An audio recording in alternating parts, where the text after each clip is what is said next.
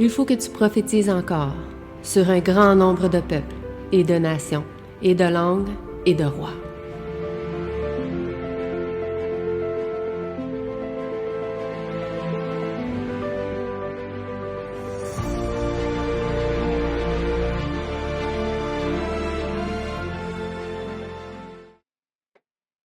Encore une fois, bon sabbat à chacun de vous. Que Dieu vous bénisse en cette journée de sabbat. On a eu beaucoup de témoignages aujourd'hui. On doit rendre la gloire à Dieu à tout ce qu'il a pu faire pour nous au cours de cette semaine et au cours de notre vie, puisque nous savons et nous reconnaissons que le Dieu que nous servons est un Dieu formidable. C'est un Dieu grand, un Dieu puissant, même tout puissant. Et il peut tout faire. Et vraiment, par ces témoignages-là, on voit à quel point il fait des choses extraordinaires dans notre vie et ça nous fortifie aussi chacun de nous dans notre foi de pouvoir continuer à persévérer et d'avancer. Et en parlant de ça, aujourd'hui, on va parler justement de l'inimitié entre l'homme et Satan, la prophétie de tous les siècles. L'inimitié entre l'homme et Satan est on pourrait dire, la première prophétie ou la première chose la plus extraordinaire que Dieu a pu donner à l'homme et à la femme et à l'humanité. Et je pense que c'est la chose aussi que nous verrons aujourd'hui qui est la plus extraordinaire qu'il a pu nous donner dans notre vie personnelle à chacun de nous. En fait, cette inimitié entre l'homme et Satan n'est pas quelque chose de naturel. Je ne sais pas si vous le saviez, c'est quelque chose qui n'est pas naturel. Peut-être que vous ne savez pas ce que signifie le mot inimitié, mais on va parler de ça ce matin. En fait, le centre de notre sujet se trouve dans Genèse 3, verset 15, la première prophétie de la Bible, qui dit, c'est un peu petit, j'aurais dû mettre ça plus gros, « Et je mettrai inimitié entre toi et la femme, entre ta postérité et sa postérité. Celle-ci t'écrasera la tête et toi, tu la blesseras au talon. » Donc ici, on fait face à la première prophétie que la Bible nous partage. Et c'est pour ça que je dis que c'est la chose la plus extraordinaire, et parce que peut-être que vous n'avez pas étudié ce passage-là, mais quand on étudie bien ce passage-là et qu'on le décortique ensemble, vraiment, on découvre le message le plus puissant de la Bible. On découvre le plan de salut, autant dans sa plus grande simplicité que dans sa plus grande complexité. Et c'est ce qui sera intéressant à pouvoir voir ensemble aujourd'hui. Et avant de commencer, je vais faire une courte prière avec vous. Prions. Notre Père qui est aux cieux, j'aimerais te remercier pour cette opportunité que tu nous permets d'être ici présent, Seigneur, dans ton sanctuaire, pour t'adorer en esprit, en vérité, puisque là où deux ou trois se rassemblent, tu es au milieu de nous, Seigneur. Et nous reconnaissons que tu es au milieu de nous et que nous voulons vraiment t'adorer dans le respect et pouvoir t'honorer en esprit et en vérité, Seigneur. Que tu puisses donc entrer dans notre cœur et pouvoir ouvrir notre esprit, ouvrir la porte de notre cœur, Seigneur, pour que ton esprit puisse travailler en nous, qu'il puisse, Seigneur, nous toucher par ces saintes paroles, Seigneur, que tu vas nous donner aujourd'hui par l'entremise de la Bible, Seigneur, et que nous puissions vraiment être des Béréens à chercher, à comprendre ce que tu voulais nous révéler, Seigneur, au travers de ton message, de ta parole aujourd'hui, Seigneur. Et donc, c'est ma prière pour ces choses au nom de ton Fils, Jésus-Christ. Amen. Est-ce que vous savez ce que signifie le mot « inimitié » ? Qu'est-ce que signifie le mot « inimitié » ?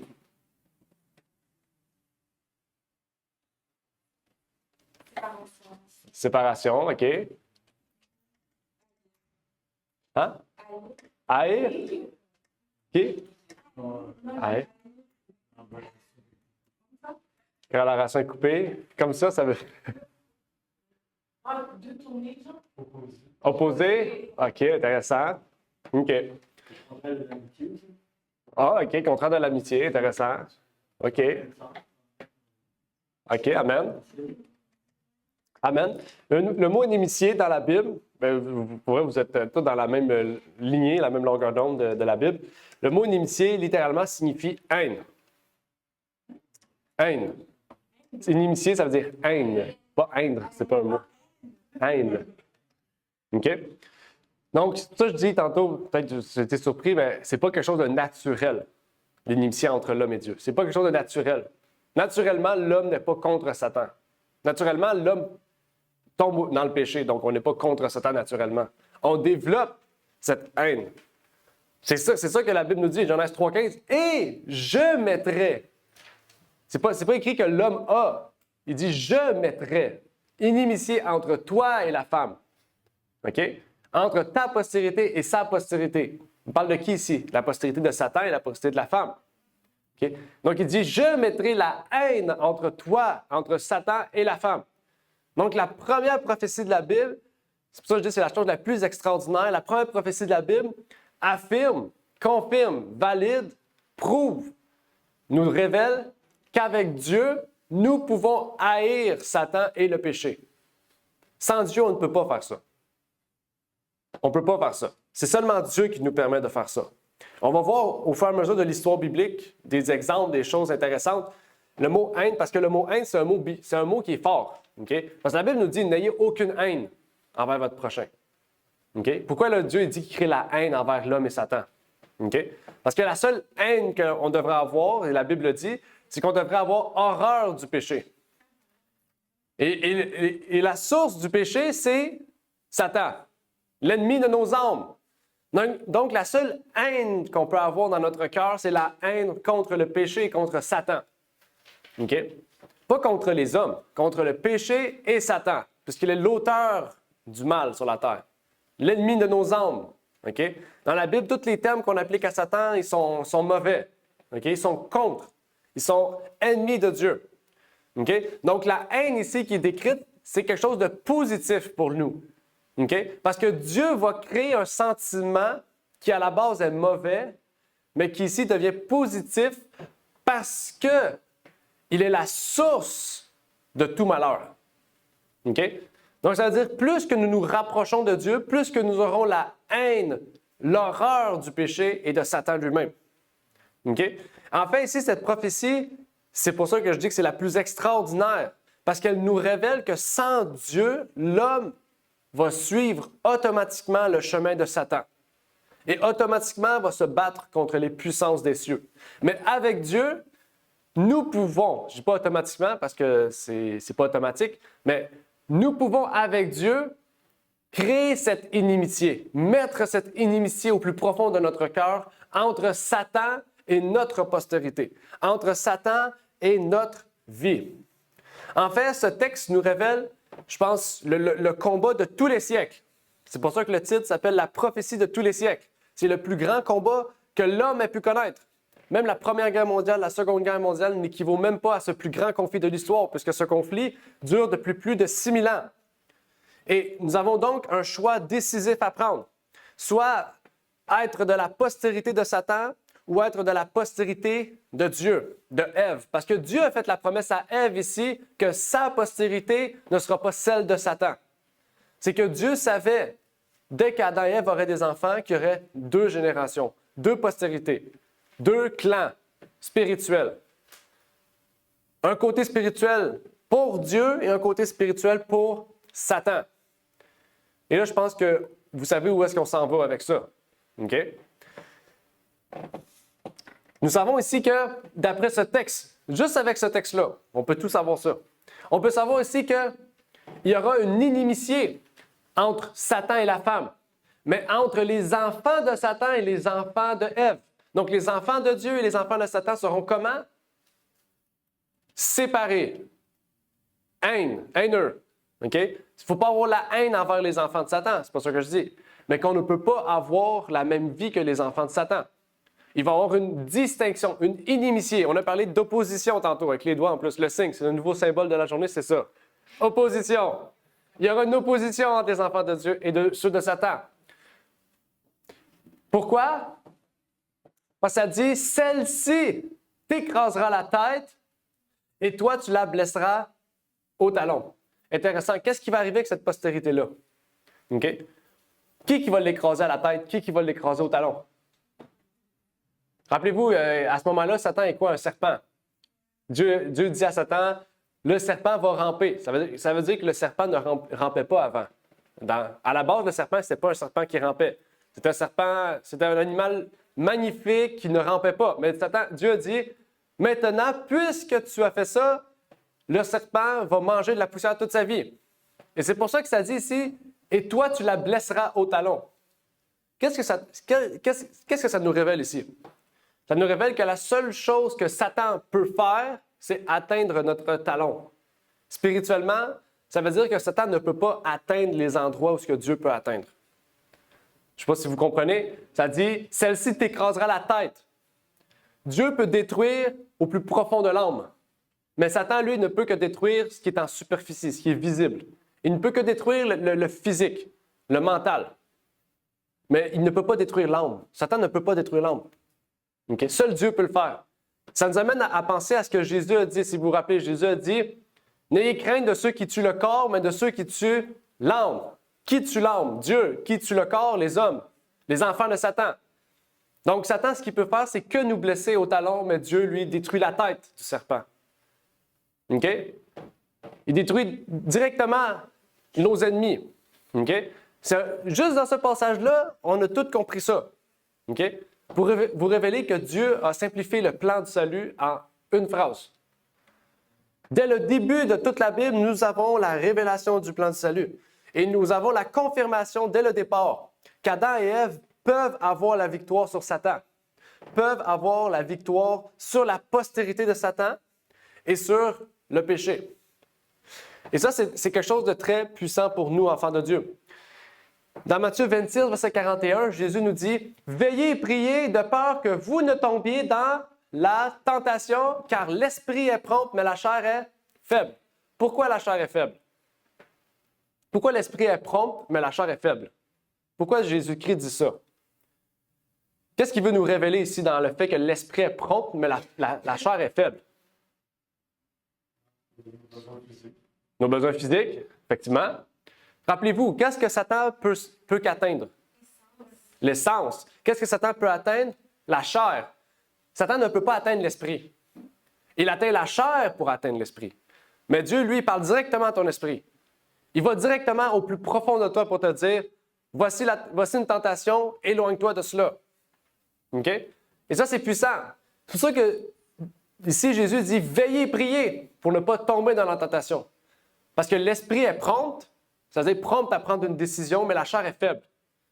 C'est-à-dire que l'esprit est prompt à prendre une décision quand nous sommes sous la présence de Dieu, mais la chair est faible à la moindre tentation. Pourquoi? Parce que depuis le péché, tout le monde, toute l'humanité, qu'on soit chrétien ou non, notre chair va toujours être faible. Qu'est-ce qui fait que nous ne succombions pas à la chair qui est faible? C'est parce que notre esprit est prompt à discerner les œuvres de Dieu et les œuvres de la chair. Amen? Amen. Donc, le seul moyen pour Satan de nous atteindre est de nous blesser au talon, est de nous toucher par nos sens, par la tentation. Rappelez-vous, les sens, on les a vus la semaine dernière. Quels sont les 5 sens par lesquels Satan nous atteint? Il y en a juste 5.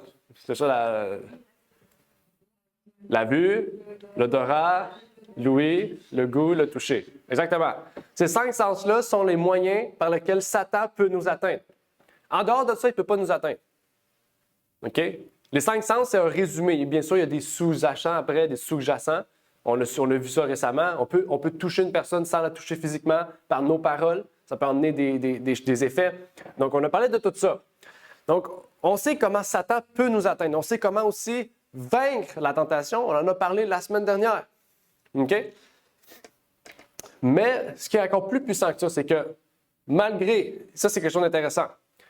Dans le texte, seulement dans ce texte-là, encore une fois, quand un serpent nous mord, qu'est-ce qui arrive nécessairement? Quand Satan nous mord, qu'est-ce qui arrive? Il y a du venin. Donc, ça veut dire que si on dit « Ah, c'est un petit péché, c'est pas grave », qu'est-ce qui arrive à notre corps? Ça se répand et on meurt. OK? Donc, il ne faut pas se dire que « Ah, Satan peut juste nous mordre au talon, on va le laisser nous mordre ». C'est pas grave. Non, parce qu'il a du venin. Et qu'est-ce qui arrive avec le venin? C'est que le venin corrompt tout le corps. Et la semaine passée, on a parlé d'un verset, je pense que c'était Carl qui avait cité ça. Il a dit, si ton œil est mauvais, comment ton corps peut recevoir la lumière? Ton corps devient ténèbres. Okay? Si un de tes membres est touché, tout ton corps devient ténèbres.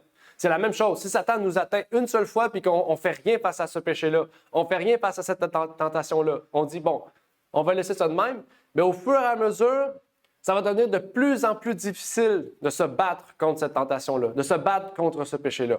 Vaut mieux déjà l'éteindre. Déjà dire, Satan, hors de moi, écraser la tête du serpent, comme la prophétie nous le dit. Parce que si on laisse ce venin-là en nous, ce venin-là va nous amener à la conséquence la plus grave, à savoir la mort, peut-être physique, mais surtout éternelle. Et ça, je pense qu'on ne veut pas avoir cette mort éternelle-là. Satan utilise la tentation sous toutes ses formes, qu'elle soit interne, sous forme de pensée, qu'elle soit externe, sous forme de personnes, d'images, peu importe. Il utilise nos penchants personnels puisqu'il connaît comment l'homme est, il connaît même comment nous sommes personnellement, comment nous agissons, nos mauvaises habitudes, et il les utilise contre nous pour nous amener à tomber. Par des désirs que nous avons charnels, des circonstances extérieures, des idées peut-être que nous avons, des choses de l'esprit charnel, il veut nous détourner du chemin que Dieu a prévu pour nous. Puisque la Bible nous dit, Jésus est le chemin, la vérité et la vie. Mais ce serpent, qu'est-ce qu'il nous fait? C'est qu'il nous touche, il nous atteint et il nous détourne de Jésus-Christ. Il nous détourne du chemin, de la vérité et de la vie éternelle. Quand Jésus parle de la vie, il parle tout le temps de la vie éternelle. Okay? Il ne parle jamais de la vie physique.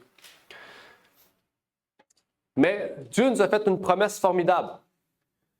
Dans Genèse, il n'est pas là. Dans Genèse 3, verset 15, encore une fois, il nous a fait cette promesse-là. Il nous a dit, si tu me suis, je vais briser le joug qui pèse sur toi. Le joug du péché, je le brise. Je vais créer cette haine entre Satan et sa postérité et entre toi et ta postérité. En fait, dès le début de la fondation du monde, Dieu avait brisé le joug que Satan avait mis sur notre épaule, à savoir le péché, à savoir la mort physique et éternelle. Dieu n'a pas attendu, là. Il n'a pas attendu 1000 ans. À l'instant qu'Adam et Ève avaient péché, il avait déjà prévu un plan de secours. C'est parce qu'il l'avait déjà prévu avant. Rappelez-vous, Zacharie 3 nous dit que Dieu et son Fils ont été en convocation dans le ciel pour prévoir un plan pour l'humanité. Zacharie écrit ça. Okay? Il n'a pas écrit Dieu, le Fils et le Saint-Esprit. Non, il a écrit le Père et le Fils se sont parlé ensemble pour prévoir un plan pour l'homme. C'est ce que Zacharie écrit. Intéressant. Et ce plan qu'il avait prévu, c'est la révélation de Genèse 3,15. Pourquoi? Pour que Dieu vraiment vienne créer en nous ce sentiment de haine envers le péché. Tout comme lui, en fait, Dieu a en horreur le péché, il veut qu'on ait en horreur le péché aussi. Il veut qu'on ait une haine. Et cette haine est déjà une victoire pour nous. Parce que rappelez-vous ce que Jean dit. Est-ce que vous connaissez le passage de Jean? Il dit, celui qui a la foi a déjà la victoire sur le monde et sur sa convoitise. Pourquoi il a déjà la victoire? C'est parce que Dieu a fait cette promesse-là. Je mettrai inimitié entre toi et la femme. C'est parce que Dieu a dit ça que nous avons déjà la victoire. Adam et Ève avaient déjà la victoire parce qu'ils croyaient la promesse que Dieu leur a donnée. C'est parce qu'ils sont restés fidèles. Donc, nous avons, souvent on aime ça, les évangéliques aiment ça, dire, nous avons autorité sur nos vies. Je ne peux pas dire ça, mais ici, je peux dire, nous avons autorité, puissance sur l'ennemi de nos âmes. Parce que nous avons la victoire sur l'ennemi de nos âmes. Okay? Je ne peux pas dire qu'on a autorité sur notre vie. C'est Dieu qui a autorité sur notre vie. Je ne peux pas dire, moi, je veux ça demain, puis Dieu va me le donner. Je n'ai pas d'ordre à dire à Dieu. Okay? Mais on peut le dire. Dieu nous a fait la promesse que nous aurons la victoire sur Satan et sur nos péchés et sur nos tentations. Ça, nous avons la puissance. Parce que Dieu l'a promis dès le premier homme et la première femme sur cette terre, il avait déjà donné cette promesse-là. Maintenant, allons un peu plus profond dans l'histoire, parce qu'on a juste vu 2 versets pour le moment. Regardons tout. Jusqu'à présent, on a vu tellement de choses. En 20 minutes, avec un verset, OK? Pour vous montrer que la Bible est vraiment profonde. OK? Un verset, si on pourrait prendre chaque verset de la Bible, on aurait des sermons jusqu'à 10 000 ans encore. OK? La Bible est remplie de choses que nous devons prendre le temps d'étudier. OK? Rappelez-vous d'une histoire. Après Adam et Ève, qu'est-ce qui est arrivé? Caïn est mort. Tout est allé vite. Qu'est-ce qui est arrivé après Adam et Ève? Le chapitre 4 de Genèse, 5, 6. Ben même 4, 5 à peu près. Ils ont été chassés du jardin, OK? Un peu après, il y a eu des enfants. Oui, qui étaient leurs enfants? Caïn, Abel, Seth et des centaines ou dizaines d'autres. Je vous amène ça parce que ici, ça dit ta postérité et sa postérité. On va l'étudier ça. Ta postérité et sa postérité. Adam et Ève ont eu Caïn et Abel. On comprend tout de suite que si Adam et Ève ont des enfants, c'est que ici, ce qu'on nous dit, ta postérité et sa postérité va commencer à se faire voir. Vous êtes d'accord? OK? Parce que c'est pas Adam et Ève, s'ils ont accepté le plan de salut, Satan va s'attaquer sur leurs enfants. OK? Puis vous connaissez le reste de l'histoire. Caïn a décidé de tuer Abel. OK? Caïn a décidé de tuer Abel. Et c'est intéressant parce que Jude nous met en parallèle un lien puissant qu'on va étudier aussi. Au cours du mois de juillet, on va étudier ça. Ben, peut-être juillet ou à août, je ne sais pas. Mais Jude 1:11 nous dit « Malheur à eux ». Pourquoi? Car ils ont suivi la voie de Caïn. Quelle est la voie de Caïn? On ne va pas l'étudier aujourd'hui. Ben, c'est pour vous dire que bientôt, on va étudier c'est quoi la voie de Caïn.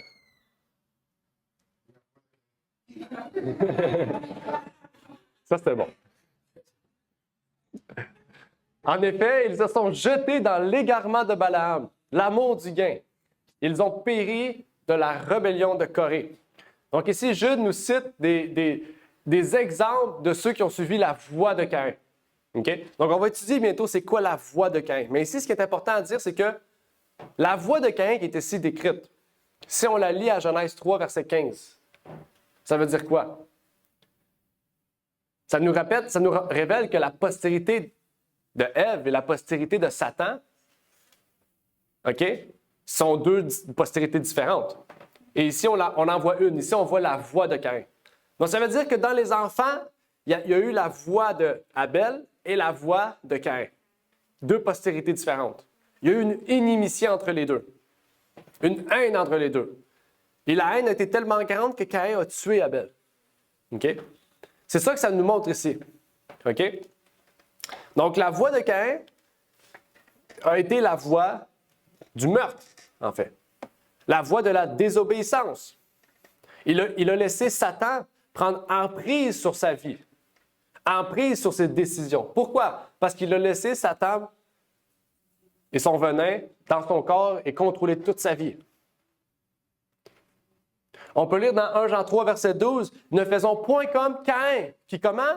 Qui était du malin, de la postérité du malin, des enfants de Satan, et qui tua son frère. Et pourquoi le tua-t-il? Parce que ses œuvres étaient mauvaises et que celles de son frère étaient justes. » On voit ici la distinction qui existe, l'inimitié qui existe. L'inimitié était littérale, malgré que non, parce que Caïn et Abel sacrifiaient leurs animaux ou leurs choses au même endroit. Là. Caïn voyait ce qu'Abel sacrifiait. Les deux, physiquement, étaient ensemble, étaient une famille. OK? Mais spirituellement, ils avaient une haine. Et qu'est-ce qui a poussé Caïn à avoir une haine littérale, physique, visible? C'est son désir de vouloir tuer son frère. Il a laissé ce désir-là prendre et contrôler sa vie. Et ici, ce qui est intéressant à vraiment porter attention, c'est le petit mot « du », le mot « du », qui était « du malin ». Le mot « du » ici, c'est un article défini qui signifie « venir de ». Donc, on pourrait ici, si on changerait la structure de la phrase, ça dit « ne faisons point comme Caïn, qui était né ou engendré du malin ». Il était physiquement né de Ève, mais spirituellement né de Satan, né du malin, engendré du malin. Je ne sais pas si vous comprenez. Nous aussi, c'est la même chose. Quand on dit « nous sommes nés de Dieu », nous pouvons naître du malin aussi, être engendrés du malin. Parce qu'ici, ça dit que Caïn était du malin. Ça veut dire qu'il était né, qu'il était engendré de l'esprit de Satan. Ça veut dire qu'il a laissé Satan agir dans sa vie et nous, on prend la décision. Normalement, on prend la décision de laisser Dieu agir dans notre vie. Vous comprenez la distinction? C'est ça l'inimitié, c'est ça la haine que nous devons avoir. Ce n'est pas envers l'individu, c'est envers l'esprit de Satan. C'est envers le péché. Vous savez ce que signifie Abel? Abel signifie justifié devant Dieu. Abel a été justifié devant Dieu par sa foi. Pas parce que ses sacrifices étaient meilleurs. C'est parce que les sacrifices qu'il il le faisait dans un but humble, rempli d'humilité. Dans Hébreux 11, verset 4, on peut y lire « Par la foi, Abel offrit à Dieu un plus excellent sacrifice que Caïn. » Pourquoi? À cause d'elle, il fut déclaré juste, Dieu rendant témoignage à ses offrandes, et quoique mort, il parle encore par elle. Ici, c'est intéressant. Il y en a beaucoup qui disent qu'Abel est encore vivant au ciel parce que ça dit ici qu'il témoigne encore, malgré qu'il soit mort. C'est pas ça. C'est que ses œuvres témoignent encore de la justice de sa vie. Bon, on pourrait parler de ça en profondeur. Vous lisez des livres, peut-être, en tout cas. J'espère pas pour vous, mais vous avez déjà lu des livres qui n'étaient pas de personnes chrétiennes. Je ne sais pas. Vous avez déjà lu peut-être un livre de... quel livre? J'ai pas un livre... Oui, le livre les 80 jours à travers le monde. J'ai oublié le nom, c'est qui? Oui, Jules Verne. J'avais Hercule Poirot, mais c'est pas le même. Jules Verne. Okay? Vous avez peut-être lu ces livres-là. Okay? Malgré que l'auteur est mort, ses œuvres le suivent. C'est la même chose avec la Bible. C'est aussi simple que ça. Les gens vont chercher loin qui est au ciel vivant puis qui vit dans un espace-temps spécial. C'est aussi simple que ça. Quand l'auteur meurt, ses actions et ses œuvres le suivent. C'est la même chose pour nous. On pourrait se poser la question, quand on va mourir, qu'est-ce qu'on va laisser? Est-ce que les gens vont dire, « Ah, je vois cette personne-là comme un meurtrier, je vois cette personne-là comme un voleur, je vois cette personne-là comme la personne la plus méchante. » Ou est-ce qu'ils vont dire, « Cet homme-là a fait des choses incroyables, il a aidé son prochain. » Qu'est-ce que vous allez laisser? Okay? C'est ça, en fait. Caïn a laissé comme témoignage qu'il était né de Satan, engendré de Satan. Mais Abel a laissé comme témoignage qu'il était né de Dieu. Amen? C'est la même chose qu'on doit laisser sur cette terre. Donc, la source de tous nos problèmes, la source de tout notre problème, ce n'est pas les œuvres, ce n'est pas nos actions, c'est notre esprit. Le problème avec Caïn, ce n'était pas qu'il a tué son frère, c'est qu'il a laissé Satan le tenter de lui dire de tuer son frère. La Bible ici ne marque pas parce qu'il a tué Satan. Non, il dit il était engendré du malin et c'est pour ça qu'il a tué son frère.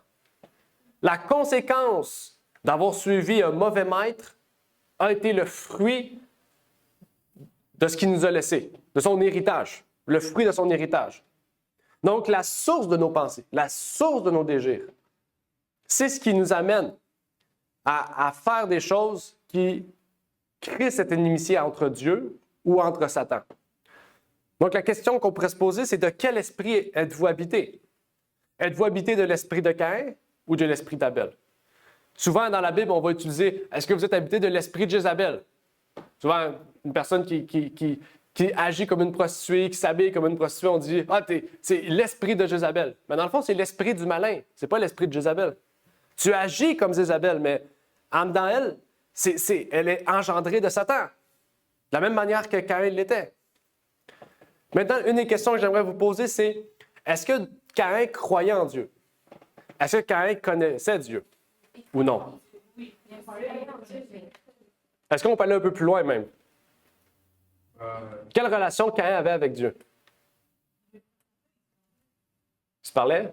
Comme des amis, on va prendre un café proche du Mont Sinaï? C'est pas vraiment Dieu qui parlait de Dieu, parce que c'était oui, voyonnait les thèmes dessus. Intéressant. Oui, OK. Effectivement. Hein? OK. Mais ça dit quelque chose d'intéressant. Il y a un texte dans la Bible qui nous montre que Caïn parlait avec Dieu. Littéralement, là. Il parlait avec Dieu. OK? Pour vous montrer sa relation avec Dieu, là. Il y avait une relation plus proche, je ne pourrais pas dire plus proche de Dieu, mais plus littérale avec Dieu que nous. Okay? Regardez ce que Dieu dit. Et l'Éternel dit à Caïn, Pourquoi es-tu irrité? Pourquoi ton visage est-il abattu? Si tu fais bien, ne relèves-tu pas ton visage? Mais si tu ne fais pas bien, le péché est couché à la porte et son désir est tourné vers toi. Mais toi, tu dois dominer sur lui. Qu'est-ce que Dieu a dit à Caïn ici? Qu'est-ce qu'il dit à Caïn ici? Ouais? Est-ce que Dieu savait ce que Caïn s'en allait faire? Là? OK? Est-ce que l'Éternel parle de la même manière à nous quand on prie? Ben oui. Il ne parle pas littéralement à toi, mais par ton esprit, il parle à toi. De la même manière. Il dit la même chose. Ici, Caïn n'a pas commis de péché, là. Il s'en allait commettre un péché. C'est pour ça que Dieu dit, le péché est couché à la porte. Il dit, et son désir est tourné vers toi. Le désir de commettre un péché. Dieu dit, mais toi, tu dois dominer sur lui. Amen. Dominer. Qu'est-ce que Dieu dit là? C'est puissant. Il dit la même chose pour nous. Quand tu es tenté et que le péché t'apporte, Dieu dit, domine sur lui. Genèse 4, versets 6 et 7. Il dit, quand le péché est à ta porte, domine sur le péché. OK? Qu'est-ce que ça veut dire? C'est qu'on doit encore plus prier, qu'on doit plus demander la présence de Dieu, qu'on doit plus se rapprocher de Dieu. Rappelez-vous ce que Jésus a dit. OK? Je vais lire un peu plus haut. Jésus a dit dans Matthieu, « Veillez et priez, de peur que vous ne tombiez dans la tentation, car l'esprit est prompt, mais la chair est faible. » C'est la même chose. On peut lier ce texte-là avec Genèse 4, versets 6 et 7. OK? C'est quelque chose de puissant ici, ce que Dieu nous révèle. Donc, Dieu a incité Caïn à dominer sur son péché, à dominer sur le péché. Ne pas laisser Satan corrompre son corps, gangréner son corps au complet. Parce que Caïn était aussi un enfant de Dieu. Mais il a décidé d'être engendré par l'esprit de Satan. Il a décidé de laisser Satan agir dans sa vie, de laisser Satan dominer sa vie. Et son plus grand désir de tuer son frère a pris le dessus sur sa décision, sur son lobe frontal. Et donc, il a décidé de créer une inimitié avec Dieu plutôt qu'avec Satan. Dans Marc 8, verset 38, on peut y lire « Car quiconque aura eu honte de moi et de mes paroles, parmi cette race adultère et pécheresse, le Fils de l'homme aura aussi honte de lui lorsqu'il viendra dans la gloire de son Père avec les saints anges. » Qu'est-ce qu'il dit Jésus ici? « Car quiconque aura eu honte de moi, pas juste de moi, de mes paroles. » Qu'est-ce que la Bible nous dit? C'est quoi la Bible? C'est Jésus lui-même. OK? Donc, ça veut dire que si on a honte de la Bible, dans le sens on a honte de vivre comme la Bible le dit, parce qu'on vit dans un monde différent, parce que tous nos collègues de travail disent « Ah, t'es vraiment différente. Tu t'habilles avec des robes, tu mets rien, t'es toute simple, tu mets rien. Ah, tu pourrais tellement être belle, t'es laide, là. » Puis là, on se dit « OK, ben, je vais faire ça. » Ah, OK, les gens disent que j'ai l'air toute petite, toute maigre. Je vais aller au gym, je vais prendre des stéroïdes, je vais venir gros, là, ils ne pourront plus rien dire. Qu'est-ce qu'on fait là? On décide de vivre selon ce que les autres pensent plutôt que ce que Dieu veut de nous. OK? En mot québécois, on ne s'en dérange pas de ce que les autres pensent. OK? Ça ne change rien. OK? Si vous êtes des enfants de Dieu, la seule chose que vous voulez faire, c'est plaire à vos parents, right? Donc, vous voulez plaire à votre père, plaire à Dieu. OK? Et c'est la même chose. Quand on est jeune, qu'on a 8 ans ou 10 ans, puis on va à l'école et on dit « Ah, mes amis sont tous différents. » Je me rappelle quand on était jeunes, les jeunes mettaient des bracelets. Je ne sais pas si vous aviez ça, mais ils mettaient des bracelets, des bracelets qui disaient genre énergétiques pour balancer l'énergie dans le corps. C'était des petits bracelets bleus, puis dessus, il y avait comme un petit affaire métallique. C'était un collant qu'ils mettaient, il n'y avait rien, là. C'était quétaine. Puis ils faisaient de la grosse publicité dessus, les ésotériques, tout le monde disait que c'était bien. Puis tous les jeunes portaient ça, pensant que ça équilibrait les ondes dans le corps. OK? Puis j'ai dit à mes parents, ah, maman, j'en veux, je vais être aussi cool comme mes amis, avoir ce petit bracelet énergétique. Maman, elle a dit, qu'est-ce que tu fais? Elle en a acheté un, pas pour que je le porte, elle en a acheté un pour montrer, elle a pris, elle a enlevé le collant, elle a dit, voilà, tu n'as plus d'énergie maintenant, j'ai enlevé le collant. Tu n'as plus rien. Là, j'ai dit, oh non, c'est de la fraude. Là, je me suis dit, pourquoi être cool comme les autres si ce que les autres portent, c'est de la fraude? C'est la même chose. Ce que les autres font, c'est de la fraude. Et si nous sommes enfants de Dieu, nous voulons plaire à Dieu.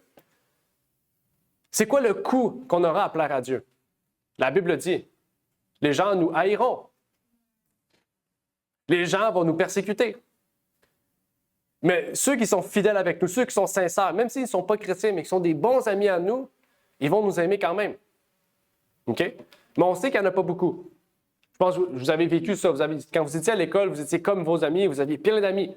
Mais quand vous avez pris votre foi au sérieux, vous avez vu vos nombres d'amis partir, puis il en restait juste 2 ou 3. C'est normal, c'est comme ça. Les gens ne vous aiment pas quand vous n'êtes pas comme eux. Dans Genèse 4, verset 15, on peut y lire.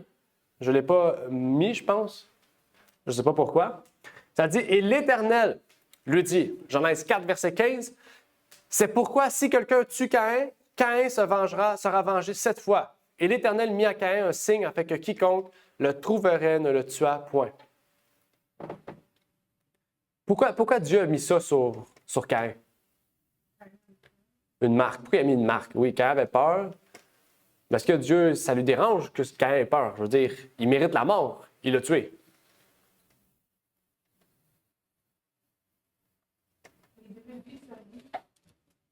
Oui. Mais peu importe. Que la personne meure, par exemple, Judas, pourquoi il n'a pas décidé avec Judas de l'empêcher qu'il se suicide ou qu'il... Pourquoi il a empêché Caïn que les gens le tuent ou qu'il commette une action quelconque? Il ne voulait pas mourir? Non. Mais il savait qu'il se ferait tuer pour son action. OK? Il était passible de mort par les hommes. Mais c'est pour vous montrer la miséricorde de Dieu. Malgré que Caïn ait commis cet acte-là, Dieu a décidé de le protéger dans sa vie. OK? Ça, c'est puissant parce que c'est ce passage-là que Dieu a pris que Jésus déjà a pris dans Matthieu, si vous vous rappelez. Hein? C'est rappelé, Dieu a dit, celui qui voudra enlever la vie de Caïn sera vengé 77 fois 7 fois. Jésus a dit, pardonnez 77 fois 7 fois. Pourquoi? Parce que Dieu, qu'est-ce qu'il veut dire venger? C'est que justement, il a pardonné à Caïn. Il va pardonner autant à Caïn, autant qu'il se repente, il va le pardonner à Caïn. Et Jésus dit, faites la même chose pour vous, pardonnez 77 fois 7 fois aux autres. C'est un autre lien qui existe dans la Bible. Et ici, Dieu a mis une protection, un signe spécial sur Caïn pour que personne ne lui enlève la vie. OK? On sait qu'est-ce qui est arrivé ensuite. Mais Dieu voulait vraiment montrer un exemple pour nous. On peut lire ici dans Patriarches et Prophètes, bien que le meurtrier ait mérité la peine capitale, un Créateur miséricordieux lui conserve la vie et lui donne le temps de se convertir. Mais Caïn ne vivra que pour s'endurcir, pour fomenter la révolte contre l'autorité divine et pour devenir le chef d'une race de pécheurs effrontés et intraitables. On parle de quoi? De la postérité de Satan. Vous savez jusqu'à où les enfants de Caïn vont aller? Vous savez jusqu'à où les enfants de Caïn vont aller dans la Bible? C'est sûr que vous le savez. C'est quoi la prochaine événement important dans la lignée de Caïn? À la 5e génération. On parle d'un homme qui était... La tour de Babel, exactement. Donc, c'est pour vous montrer jusqu'à où la postérité de Satan va aller. Pour vous montrer que quand on n'est pas avec Dieu, comment le péché gangrène le corps humain, l'esprit humain. Jusqu'à la tour de Babel. Puis ça ne s'est pas arrêté là. Après ça, il y a eu quoi? Le déluge. Puis au déluge, qu'est-ce que Dieu a dit? Dieu dit que l'imagination de l'homme n'avait aucune limite. Aujourd'hui, c'est la même chose. Hein? On vit à la même époque que Noé. Est-ce que vous trouvez que l'imagination de l'homme a une limite? Non. Il y a des choses qu'on apprend, on se dit, on n'aurait jamais pensé que l'homme aurait pu faire ça. Dans toutes les branches de la société. Et on est dans cet état généralisé, ce monde gangréné par le péché. Et on essaie de sauver le monde encore en se disant que si on ne prend plus le tour la fin de semaine, on va sauver la planète. Okay? La folie de l'homme, elle va jusqu'à où? Okay? C'est jusque-là que la folie de l'homme va. Tandis que l'homme, Dieu a déjà prévu la terre. Regardons ce qu'il dit. Ça dit, poussé par Satan, cet apostat deviendra un meneur dont l'influence et l'exemple contribueront à démoraliser la société et à propager à tel point la corruption et la violence que la destruction du monde deviendra nécessaire. Est-ce que vous pensez aujourd'hui qu'il est nécessaire de sauver la planète ou de voir que la destruction est nécessaire pour sauver la planète? Je ne sais pas si vous comprenez. Les hommes veulent sauver la planète par l'écologie, mais Dieu veut sauver la planète, même les hommes plutôt, par le retour de Jésus-Christ. On voit la différence. OK? L'homme se dit que le problème de la société aujourd'hui, c'est l'écologie. Les familles sont déchirées, écologie. Le monde, les taxes, tout monte, écologie. Dieu dit non, le problème, ce n'est pas l'écologie. Le problème, c'est l'homme. C'est le péché dans l'homme même. C'est le péché dans l'homme qui a causé le monde que nous sommes aujourd'hui. L'état du monde aujourd'hui. Et la solution pour Dieu, c'est de quoi? De sauver ceux qui veulent quitter ce monde. Ce n'est pas de sauver ce monde, c'est de sauver les gens qui veulent quitter ce monde de péché. On voit la différence entre Satan et Dieu. OK? Vous savez, la première chose que Caïn a faite en fuyant la présence de Dieu, quelle était la première chose que Satan a fait en fuyant la présence de Dieu? Caïn. Qu'est-ce qu'il a fait en fuyant la présence de Dieu? Rappelez-vous, là, c'est le premier meurtrier. Ah, il n'est pas allé dans une ville. Il a fondé une ville. Donc, il faut savoir, les villes à la base sont le fruit de Satan et du péché. Ce n'est pas le fruit de Dieu. Dieu n'a jamais voulu que les villes existent. La preuve, Dieu avait mis Adam et Ève dans un jardin. Puis Caïn a dit non, on va tout mettre le monde ensemble comme ça, puis les gens vont bien aller. Je ne sais pas si vous savez, mais dans la Bible, c'est juste des villes qui ont été détruites. Le chaos était juste dans les villes. Sodome et Gomorrhe, prenez l'exemple. C'était une ville. Dieu les a détruits par le feu parce qu'ils avaient une corruption tellement grande. Dans Genèse 4, versets 16 à 19, il dit « Alors Caïn sortit de devant l'Éternel. » Il sortit de la présence de Dieu. Il a décidé de créer cette inimitié entre Dieu et sa vie. Ça dit « Et habita au pays de Nod. » Qu'est-ce que signifie Nod? Exil. Wow! À l'orient de l'Éden. Puis Caïn connut sa femme qui conçut et enfanta Enoch, pas le Enoch qu'on connaît. Or, il construisit une ville qu'il appela Enoch du nom de son fils. Puis Irad naquit Enoch, et Irad engendra Méhujaël. Et Méhujaël engendra Méthusaël, et Méthusaël engendra Lémec. Et Lémec prit, quoi? 2 femmes. Ah! Une autre chose que le péché a mis en place, la polygamie. OK? Donc, quand on voit Jacob et Abraham qui sont polygames, ils font les œuvres de Satan, là. C'est des actions qu'ils ont faites. C'est pas Dieu a laissé ça aller parce que Dieu va pas... la preuve, il a béni Caïn puis il s'enfuyait de la présence de Dieu. Il va pas arriver avec Abraham, tu as commis ça, on te tue. Mais non. Mais, par exemple, dans la vie d'Abraham et de Jacob, quels ont été les plus grands problèmes de leur vie? Les femmes. Je dis pas que la femme est le problème, mais qu'il y avait tellement de femmes que les enfants étaient perdus, perturbés par la vie familiale, puis Abraham était perturbé par ça. Okay? Donc, Dieu a laissé ces choses-là en action pour nous montrer un exemple de ce qu'il ne faut pas faire. Il continue, ça dit, et les mecs prit 2 femmes. Le nom de l'une était Ada et le nom de l'autre était Tsila. OK? Donc, Caïn, au lieu de se repentir, est allé encore plus loin de la... Qu'est-ce qu'on a dit tantôt? Il a laissé le péché, le serpent, gangréner son esprit. Au point que plus il avançait contre Dieu, plus qu'il faisait de choses atroces. Première chose, fonder une ville. Deuxième chose, prendre 2 femmes. En fait, son fils a pris 2 femmes. Il a fondé la première ville pour s'éloigner du plan originel de Dieu de nous mettre dans la nature, dans un jardin. OK? Parce qu'on aurait pu dire, il aurait pu fonder une ville à côté du jardin. Pourquoi il ne l'a pas fait? Parce qu'il savait que c'était le lieu pour les enfants de Dieu. Il devait fuir la présence de Dieu. Donc, on voit tout de suite que même les enfants de Dieu et les enfants du malin ne vivent même pas ensemble, ne devraient même pas vivre ensemble. C'est pour ça qu'on devrait vivre à la campagne. On sait que cette ville sera la cause plus tard de la venue du déluge et de la première prophétie donnée directement à l'homme pour être annoncée. Dans Genèse 6, 1 à 3, on y lit « Or, quand les hommes eurent commencé à se multiplier sur la surface de la terre et que des filles leur furent nées, les fils de Dieu virent que les filles des hommes étaient belles et ils prirent des femmes d'entre toutes celles qui les plurent. Et l'Éternel dit « Mon esprit ne contestera point dans l'homme à toujours, dans son égarement. Il n'est que cher, ses jours seront de 120 ans. » Bon, ici, encore une fois, il y a un autre verset, il y a tellement d'informations dans ça, on va prendre le temps de les comprendre. OK? Donc, Caïn a pris la voie de Satan. Il a construit une vie. Il a mis en place la polygamie. On sait par la suite qu'il a mis en place les premiers instruments de musique, les premières armes meurtrières.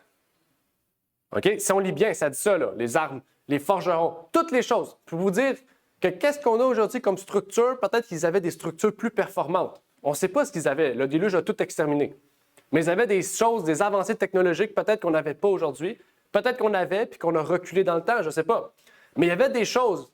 L'électricité même existait à l'époque. On a des preuves historiques. Les scientifiques ont découvert des vieilles méthodes pour avoir de l'électricité dans le désert de certains endroits dans le monde. Okay? Ça a été détruit pour vous montrer à quel point l'homme était méchant, l'imagination de l'homme était poussée. Donc, dites-vous, de toutes ces choses-là, on voit ici que des filles leur furent nées. Des filles qui étaient sûrement belles, parce que ça dit les hommes, les fils de Dieu ont vu qu'ils étaient belles. Mais ici, ce qui est important à en tirer, c'est le verset 2. Ça dit, les fils de Dieu vinrent que les filles des hommes étaient belles. Qui sont les fils de Dieu? Je sais que dans le livre d'Enoch, beaucoup dans le lieu chrétien, on dit que c'est les anges. Mais quel est le but de dire que c'est des anges ici? Qui sont les fils? Qui sont les fils de Dieu? Amen, exactement. Ça dit Seth. Seth, qu'est-ce qu'on dit de Seth? Ça dit Seth a suivi la voie de ses parents, qui était la voie de Dieu. Seth a été fidèle à Dieu, il est demeuré fidèle à Dieu, il a vécu alentour du Jardin d'Éden, jusqu'au déluge. Il a vécu là, proche de la présence de Dieu. Mais qu'est-ce qui est arrivé à un moment donné? Il a laissé le serpent manger son talon et il a commencé à dire « Oh, wow! Hey, les enfants de Caïn sont beaucoup plus belles que nos filles à nous. Là. C'est quoi cette affaire-là? » C'est sûr, ils étaient toutes fake. En mot québécois, ils étaient fake. En langage récent, c'était des fausses. Okay? C'était des Jézabel. Okay? Ils étaient voilés de toutes sortes de choses sur eux. Et ils ont fait quoi? Ils ont décidé de fuir la présence de Dieu. Qu'est-ce que Dieu a dit? « Mon esprit ne contestera point dans l'homme à toujours. » Pourquoi Dieu a dit ça? Parce qu'il a vu que le péché abondait tellement que même les enfants de Dieu se détournaient de Dieu. C'est pour ça que Dieu veut venir aujourd'hui. C'est parce que le péché est tellement loin que, ça dit la Bible, même les élus pourraient être tentés. C'est pour ça que Dieu doit venir. Okay? C'est parce que le péché va être tellement grand que même les fils de Dieu pourront être tentés. Donc ici, ce qui est intéressant, c'est que Genèse 6, versets 1 à 3, nous révèle une prophétie incroyable. La prophétie des 120 ans. Vous savez, c'est quoi la prophétie des 120 ans? C'est pas que l'homme va vivre 120 ans. C'est qu'à partir du moment où Noé reçoit l'ordre de construire l'arc, il y aura 120 ans. Il ne parle pas de la vie physique. Il parle de la vie, de la destruction de l'homme, en fait. Okay? Il nous dit ici que, si vous calculez, c'est vraiment 120 ans. À partir du moment où Noé va construire l'arche, il se passera 120 ans. Puis quand vous lisez Genèse 8 et 9, on lit ici, après la prophétie des 120 ans, Noé avait achevé la construction et ils ont parti. Okay? Donc, c'est ça qu'on doit comprendre ici. Okay? Parce qu'il y a un autre texte dans la Bible, ça dit pour les hommes solides, ça sera 80 et pour les femmes solides, 82. Quelque chose comme ça. Si vous lisez dans le psaume, c'est ça qu'on nous dit. Okay? Donc, on ne parle pas ici de l'âge général de l'homme. On parle ici de la prophétie à laquelle les hommes, pour toujours, vont perdre la vie au moment du déluge. OK? Il y avait une question, je pense, sur les fils de Dieu? Non. Dans Psaume, selon le contexte, on parle des anges. Dans Job, par exemple, on dit que Satan se présentant devant les fils de Dieu et devant Dieu. Là, on parle des anges, on peut parler d'hommes. Okay? Mais si tu lis bien, je t'encourage à lire, si tu lis bien Genèse 5, Genèse 4, on lit bien, ça dit que Seth était un enfant de Dieu. Seth a suivi la voie de Dieu. Donc ici, on parle... C'est ça qui est intéressant, c'est qu'on parle ici, quand on parle des fils de Dieu, on parle de la lignée littérale des enfants de Dieu et de la lignée littérale des enfants de Satan. Puis comment on peut voir ça? C'est dans le livre de la Genèse. Tout le livre de la Genèse, tu vas le voir. Je vais te le montrer dans un sens, c'est que quand tu remarques qu'il y a eu Seth, qui qu'il y a eu après? Il y a eu Méthusalem. Méthusalem était qui? Un prophète. Après, il y a eu qui? Noé. Noé était qui? Un prophète. Après, il y a eu le déluge. Après, il y a eu qui? Noé. Noé a eu qui? Il y a eu des enfants. Un de ses enfants est demeuré fidèle. Après, il y a eu qui? Abraham. Après, il y a eu qui? Jacob. Quand on suit la lignée de Seth, de Seth, on remonte jusqu'à Jésus-Christ. Tous ses enfants ont été fidèles à Dieu. Okay? Donc, on parle vraiment d'une lignée littérale des fils de Dieu et une lignée littérale des fils du malin. Même Jacob, qui était idolâtre, si vous vous rappelez, parce que Dieu a dit « Enlève tous les bijoux de toi, les faux dieux de toi », Jacob est demeuré un enfant de Dieu, de la lignée d'Abraham. Okay? Donc, c'est ça qui est important à comprendre. Ici, on parle vraiment littéralement des fils de Dieu, dans le sens de la lignée des enfants de Dieu. OK? Je pourrais vous envoyer les textes si vous voulez de Psaume, de Job. Je pense qu'il y a 4 places dans la Bible où on parle des fils de Dieu. 3 endroits, c'est les anges. Puis cet endroit-là, c'est les hommes et femmes de Dieu, qui sont de la lignée de Seth. Mais il faut lire le contexte pour comprendre. Okay? Lis le chapitre 5 et 4. Donc les géants, ça ne vient pas de cette création. Oui, les géants viennent parce que, on va réexpliquer, il faut savoir qu'à l'époque, Adam et Ève, ils ne mesuraient pas 6 pieds. En général, ils mesuraient 10 ou 12 pieds. Les hommes étaient beaucoup plus grands, beaucoup plus gros musculairement. Ce que tu parles là, c'est pas la même chose. Oui, parce que je vais emmener ça. Oui. Ils étaient beaucoup plus grands et plus gros. Qu'est-ce que le péché fait? C'est que le péché amoindrit la grandeur, la force, la musculature. Les enfants de Dieu, ils paraissaient beaucoup plus grands, beaucoup plus gros que les filles de l'homme. Je ne sais pas si tu comprends. Le péché, en fait, a fait en sorte que nous, on est beaucoup plus petits, beaucoup plus faibles que les enfants, les fils de Dieu. Et qu'est-ce qui a fait en sorte? C'est que les fils de Dieu, quand ils ont eu des relations avec les filles des hommes, OK? Ils ont fait des personnes qui étaient atrophiées, qu'on appelait les Néphilim. OK? Parce que les fils de Dieu, puis dans la Bible, on le voit, les fils de Dieu sont demeurés plus forts, ils ont vécu plus longtemps, ils ont été plus grands, tandis que les filles des hommes, et, peu importe, Caïn, sa lignée, ont été plus faibles, plus petits, plus tout. Je ne sais pas si tu comprends. OK? Puis on le voit ça dans la Bible. Je ne sais pas si vous le voyez. Vous avez remarqué, avant le déluge puis après le déluge, qu'est-ce qui est arrivé? Les gens avant le déluge vivaient combien? 900 ans à peu près? Les gens après le déluge ont commencé à vivre 400, 300, 200, 100 ans. Pourquoi? Parce qu'ils ont commencé à vivre comme... Dieu a permis qu'ils vivent comme les gens de la lignée de Caïn. Ils ont commencé pas juste à manger de la viande, mais à vivre dans les villes, à vivre de façon différente, plus comme les hommes. OK? Et on voit, c'est ça qui est arrivé en fait.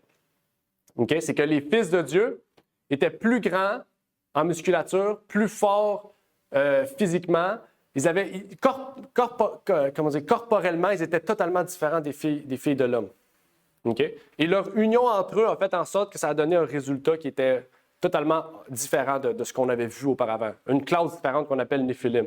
Parce qu'avant, les fils de Dieu se mariaient avec les fils de Dieu, puis les filles des hommes se mariaient avec les filles des hommes. Ils ne se mélangeaient pas entre eux. C'était vraiment deux mondes distincts. C'était la première fois dans l'histoire que les gens se mélangeaient.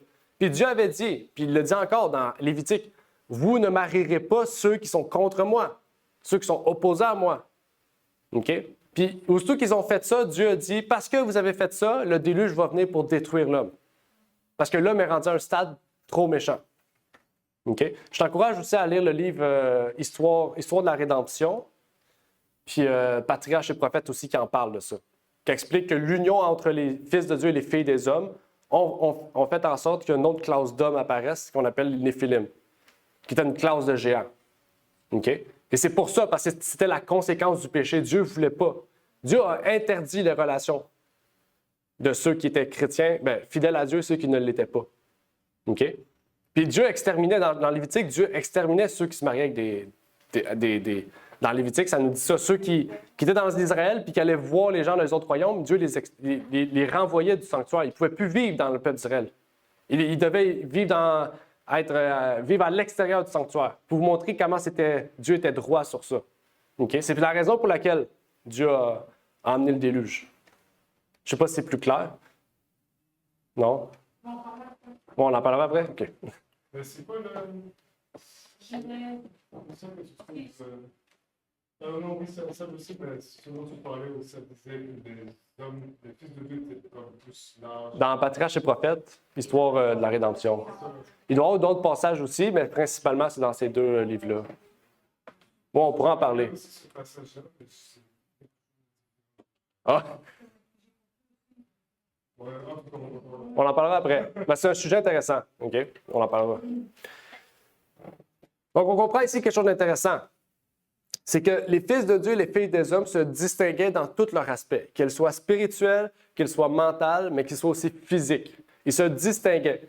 Et Dieu ici a émis cette prophétie des 120 ans parce qu'il ne voulait pas, et parce qu'il voyait que le péché était rendu à un tel point que même les élus succombaient au péché.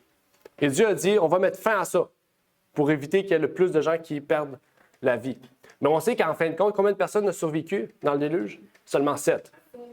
8, excuse. Pour vous dire que c'était vraiment un petit nombre quand même qui a vécu, en fait, à ce moment précis de l'histoire. Est-ce que ça change? Ouais. Dans Matthieu 7, versets 19 à 21, on peut lire « Tout arbre qui ne porte point du bon fruit est coupé et jeté au feu. Vous les connaîtriez donc à leurs fruits. Ce n'est pas tout homme qui me dit « Seigneur, Seigneur » qui entrera dans le royaume des cieux, mais celui qui fait la volonté de mon Père qui est dans les cieux. »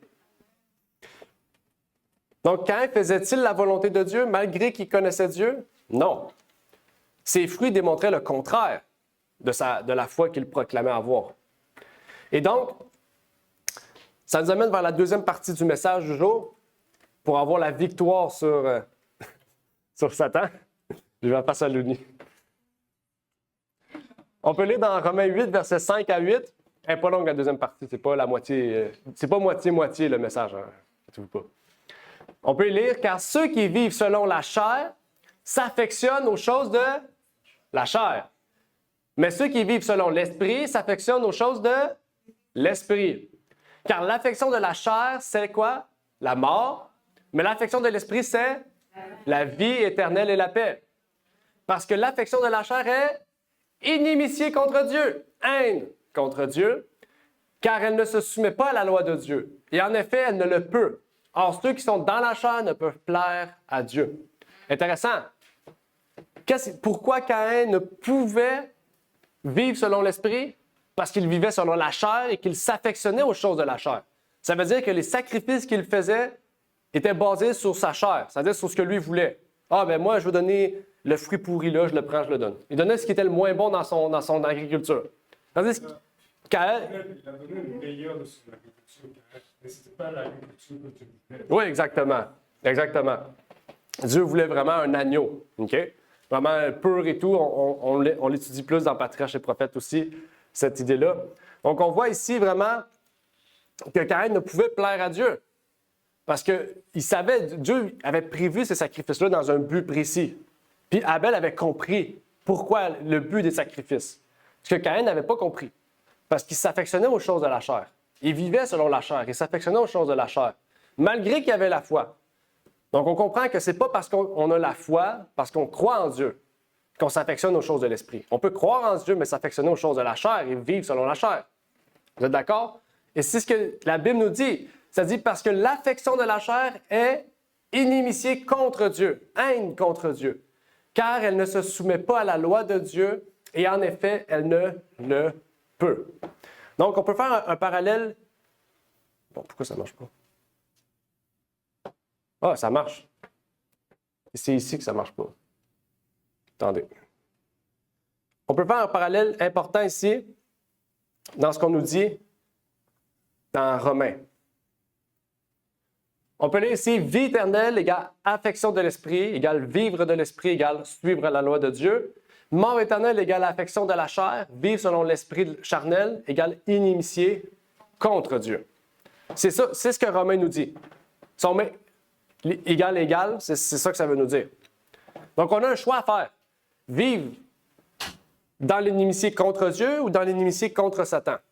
En fait, on a le choix, être haï de Dieu ou être haï de Satan.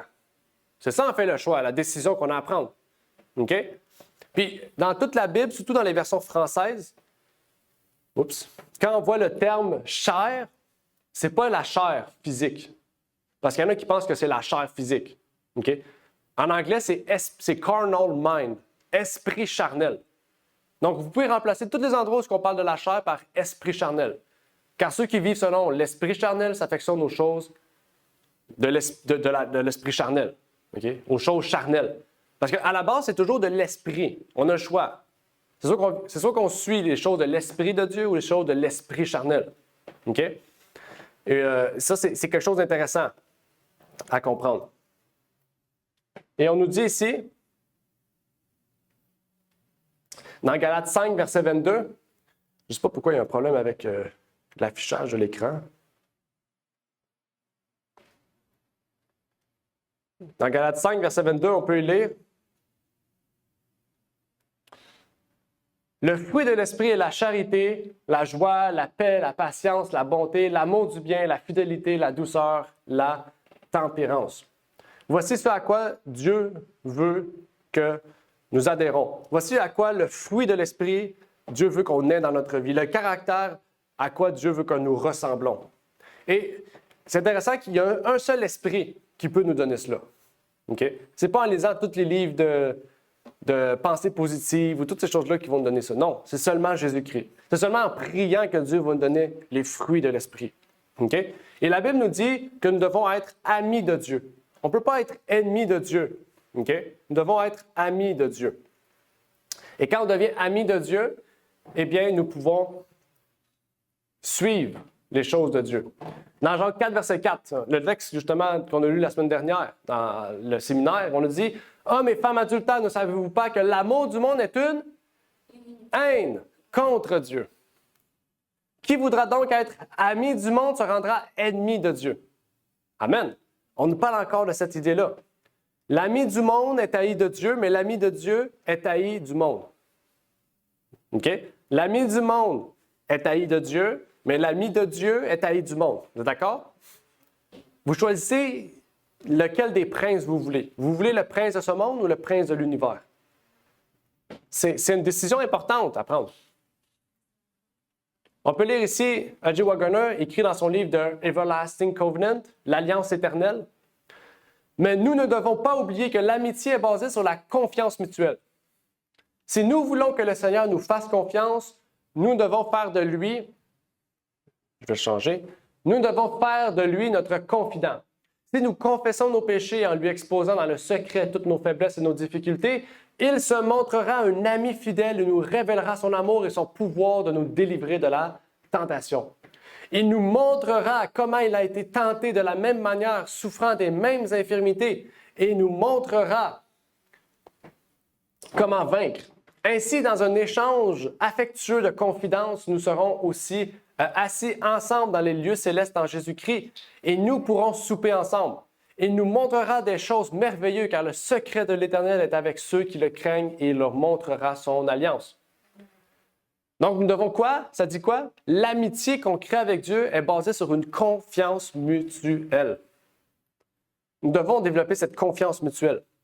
Donc, par Jésus-Christ, par la mort de Jésus-Christ, la prophétie s'est accomplie. Nous pouvons dès maintenant accéder à cette confiance mutuelle, la déclarer juste et pouvoir voir le retour de Jésus-Christ, notre Seigneur et Sauveur. Il nous a fait la promesse que nous pourrons le voir. On peut lire dans la tragédie des siècles, depuis le jour d'Adam jusqu'à notre époque, notre ennemi a usé de sa puissance pour opprimer et détruire. Il prépare actuellement sa dernière campagne contre l'Église. Tous ceux qui s'efforcent de suivre Jésus devront se mesurer avec cet adversaire implacable. Plus le chrétien imite fidèlement le divin modèle, plus il est en butte aux attaques de Satan. Tous ceux qui sont activement occupés dans la cause de Dieu et s'emploient à démasquer les séductions du malin et à présenter Jésus-Christ au monde pourront dire après Paul qu'ils servent le Seigneur en toute humilité, avec larmes et au milieu de grandes tribulations. Amen. Satan, en ce moment, il prépare sa dernière campagne électorale, la plus grande campagne électorale de l'histoire de l'humanité. Même François Legault, le plus grand hypocrite de l'histoire, n'a jamais fait une plus grande campagne que Satan. Pour vous montrer que Satan prépare la plus grande campagne électorale pour qu'on vote pour lui. Mais, oui, exactement. Mais Jésus-Christ, lui, sa campagne électorale, elle est toute simple. Elle est toute simple, mais pourtant, c'est la plus grande importante. Il nous a fait, la seule promesse électorale que Jésus a faite, il a dit « Je serai avec vous tous les jours de ma vie ». Il n'y a aucun premier ministre qui a dit ça. Je connais aucun premier ministre qui a dit « Je serai votre premier ministre, je serai avec vous chaque jour ». Non. Mais Jésus, il dit « Je serai avec vous chaque jour de votre vie. Je vous accompagnerai dans votre combat ». Pourquoi? Parce qu'il veut créer un lien d'amitié avec nous. Un lien d'amitié, c'est un ami. Quand Abraham était ami de Dieu, c'est qu'il avait tellement confiance en Dieu que peu importe ce qu'il attendait, ce qu'il priait, il allait l'attendre parce qu'il savait que Dieu le donnerait. C'est ça en fait. OK?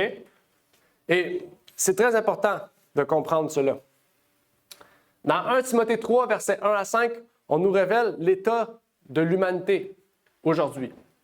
On nous dit, Paul prophétisant dans ces termes, il dit « Or, sache que dans les derniers jours, il y aura des temps difficiles.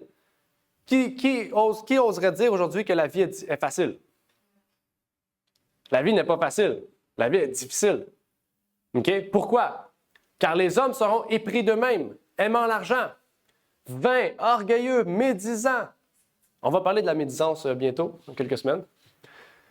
Et le commérage. Rebelles à père et à mère, ingrats, impies, sans affection naturelle, implacables, calomniateurs, intempérants, cruels, ennemis des gens de bien, traîtres, emportés et enflés d'orgueil, aimant la volupté plutôt que Dieu, ayant l'apparence de la piété, mais ayant renié la force. Qu'est-ce que la Bible nous dit? Est-ce qu'il s'arrête là? Non. Éloigne-toi aussi de ces gens-là. Pourquoi? Parce que nous devons mettre dans notre vie cette inimitié, cette haine. Pas parce qu'on déteste les gens, pas du tout. Parce que si on vit avec ces gens-là, on va vivre comme ces gens-là. De la même manière que les fils de Dieu ont vu les femmes et ont tombé dans ces femmes, la même chose que si on vit parmi ces gens-là, on va finir par être comme ces gens-là. Ça veut-tu dire qu'on ne peut pas les voir au travail? Bien sûr que non. On va les voir, ces gens-là. On va les voir au travail. On va les voir quand on va sortir dans la rue. Mais il y a une différence entre voir des gens et les côtoyer. Côtoyer, ça veut dire que tu les vois couramment. Okay? Dieu dit de ne pas nous côtoyer ces gens-là. Okay? Il n'a pas dit d'haïr ces gens-là. Mais il dit on ne peut pas vivre, on ne peut pas côtoyer des gens qui sont nés de nouveau sous l'esprit de Satan. Donc, on comprend que l'état des hommes d'aujourd'hui sera la même que celle de Caïn, qui était né du malin, si vous vous rappelez. Hein? Qui avait l'esprit du malin, qui avait l'esprit transformé comme celle du malin. Nous devons vraiment nous éloigner de ces gens. On peut lire un dernier passage.